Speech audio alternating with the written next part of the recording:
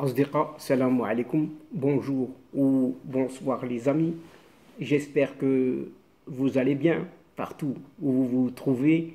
En tout cas, c'est ce que je vous souhaite et pour le meilleur de toutes les situations, bien entendu. Bienvenue, bienvenue sur votre chaîne Bled Mararibia. Et abonnez-vous, oui, abonnez-vous pour rester informé et ce en exclusivité et rapidement, oui, rapidement surtout. Pour ma part, je suis ravi et heureux de vous retrouver une nouvelle fois à travers cette nouvelle vidéo. Chers amis, mesdames et messieurs, oui, cette séquence revient décidément sur ce CHAN 2022 qui ne se termine pas. Oui, ce championnat africain des nations, des sélections nationales, des joueurs de football, en principe des moins de 23 ans. Et donc, dans le Maroc est privé. Oui, privé, malgré lui, et tous les efforts entrepris en ce sens, eh bien, il est privé de participation à ce CHAN 2022. Oui, ce fameux CHAN 2022. Décidément, cet Éden algérien demeure encore et toujours un tenace obstacle, oui, un tenace obstacle permanent à cette intégration, non pas de ce CHAN, non, ni de cette Algérie non plus, non, un obstacle permanent à l'intégration pure et simple maghrébine, oui, de tous les pays du Maghreb, ou plutôt devrais-je dire, de cette Afrique du Nord, oui, Afrique du Nord, pour ne pas dire non plus intégration du continent africain dans son entièreté. Ceci, ce n'est pas de moi, non, excusez-moi, ce n'est pas de moi, ça vient de cette agence de presse argentine, oui, cela vient de cette agence de presse argentine.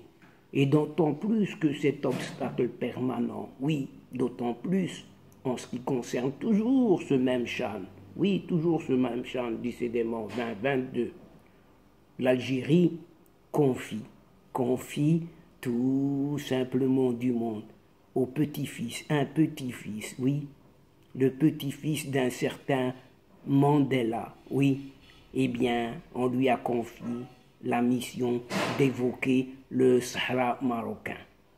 Tel un petit crétin, oui, tel un petit crétin, ne ressemblant nullement à ses ancêtres sud-africains. Et c'est à l'image toute particulière de son grand-père, Nelson, un certain Nelson Mandela. Lui, c'était un sage, mais celui-ci, c'est un abruti. Oui, chers amis, restez avec nous pour en savoir davantage et surtout ce qu'il en est exactement. En effet, cette fois-ci, écoutez bien, c'est depuis Buenos Aires. Oui, Buenos Aires, c'est en Argentine. Il en est remarqué, oui, à travers une certaine agence de presse. Eh bien, il en est remarqué cette privation de cette équipe nationale de football de participer tout simplement au championnat d'Afrique des joueurs locaux, ce fameux CHAN 2022. Comme tout le monde le sait, décidément maintenant, un CHAN 2022 organisé en Algérie, qui est une illustration flagrante, même très flagrante, que l'Algérie représente bel et bien un obstacle, oui, représente bel et bien un obstacle permanent à l'intégration et à la paix au Maghreb et en Afrique du Nord, et pourquoi pas en Afrique tout simplement. Oui, l'Afrique. C'est ce qu'écrit cette agence, l'agence de presse argentine, agence dénommée Alternative Press Agency. Oui, ce n'est pas de moi. Je ne fais que rapporter ce que cette agence de presse argentine, tout simplement, le moindre du monde. Et alors, ce qu'elle dit, cette agence dit, et sous le titre, un titre L'Algérie, entre guillemets, pays hôte de la Coupe d'Afrique de football, alors qu'elle devrait mentionner, non, pays hôte d'un championnat d'Afrique de football. Oui, fait d'une manifestation, une manifestation sportive, une arène, toute une arène pour régler ses différents politiques avec son voisin de l'Ouest, qui est le Maroc. Et fermons les guillemets, chers amis, fermons les guillemets. Cette agence de presse argentine souligne dans un article signé par l'écrivain Adalberto Carlos Agostinho, que les efforts déployés par le président de la FIFA, Gianni Infantino, et le président de la Confédération africaine de football, cette CAF, Patrice Motsepe, bien pour persuader le régime algérien, oui, le régime algérien de ces vieux soldats, d'accorder une autorisation exceptionnelle à l'avion de l'équipe nationale marocaine. Eh bien, tous ces efforts des deux présidents ont été vains, nuls et non avenus. Circuler, il n'y a rien à voir.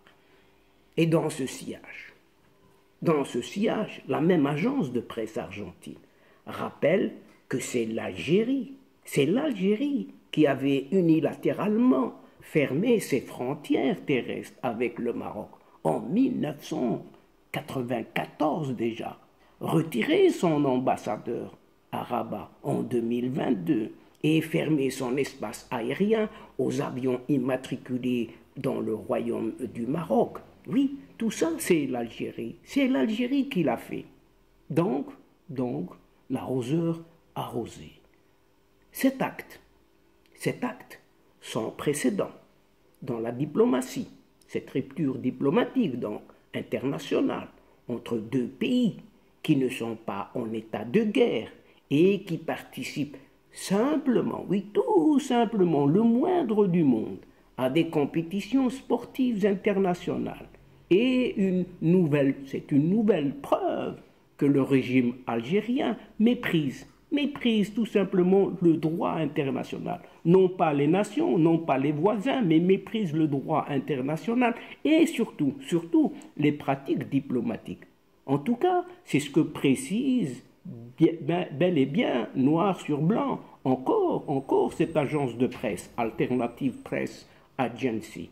Notons aussi que cette Algérie-là ne rate aucune occasion pour alimenter davantage encore les tensions et attenter davantage aussi aux relations bilatérales avec son voisin de l'Ouest, qui est ce Maroc. En privant ainsi le Maroc, ou plutôt la sélection nationale de football des joueurs de moins de 23 ans, de la participation au CHAN 2022, l'Algérie aura privé tout simplement le peuple marocain et tous les fans, surtout tous les fans de football du monde entier, de prendre plaisir à suivre une certaine équipe nationale marocaine qui a signé pourtant un magnifique parcours dans la Coupe du Monde au Qatar 2022 et surtout également a écrit de nouvelles pages glorieuses dans l'histoire du ballon rond, si ce n'est dans le ballon africain et encore d'Afrique du Nord, de ce Maghreb. Et voilà, donc c'est cette histoire-là. Et cette agence argentine de presse alternative, relève que la FIFA et la CAF doivent répondre désormais aux infractions commises par cette Algérie contre le Maroc, par des sanctions sévères contre le pays hôte. Oui, pays hôte, méritait-il cette organisation? Et chers amis, vous avez dit un pays hôte. Oui, un pays hôte, normalement qui devrait être généreux, accueillant. Eh bien, ce pays hôte, quand même, si on l'appelle ainsi, organise ce CHAN 2022. Mais détrompez-vous. Il s'agit bel et bien de cette Algérie des soldats. Et vous savez quoi? Qui confie à un petit-fils d'un certain Nelson Mandela, célèbre Nelson Mandela. Eh bien, on lui a confié la mission d'évoquer cette fois-ci le Sahara marocain. Car c'est plus fort que oui, c'est plus fort. Qu'est-ce que vous voulez? C'est plus fort que. Puisque c'est toujours chez des bis repetita. Bis repetita. On recommence. On efface tout et on recommence. Comme lors du sommet de Arabe, eh bien, la 7e édition de ce chant n'a pas échappé du tout à sa politisation par le pouvoir algérien. Oui, ce vieux pouvoir. Et cette mission a été confiée à son invité, si on peut dire ainsi, un invité VIP, payé, oui, c'est un invité VIP de marque, un certain dénommé Zveli Velil Mandela. Zveli Velil Mandela, eh bien, c'est le petit-fils d'un certain leader sud-africain, un certain Nelson Mandela. Oui, le petit-fils de Nelson Mandela a pris la parole. Oui, a pris la parole. Oui, sous les yeux de ces hôtes qui l'ont invité, oui, et qui l'ont rémunéré surtout, a pris la parole lors de la cérémonie d'ouverture de ce chant, devant des milliers de spectateurs. Et dans ce stade, dénommé Mandela aussi, pour rappeler à ne pas oublier la dernière colonie d'Afrique. Vous savez laquelle, la dernière colonie d'Afrique? Eh bien, c'est ce fameux Sahara occidental. Et il dit ceci dans sa déclaration. Il faut que nous combattions pour libérer le Sahara occidental de l'oppression. Fermons les guillemets, c'est ce qu'a ajouté ce petit-fils de ce Nelson Mandela.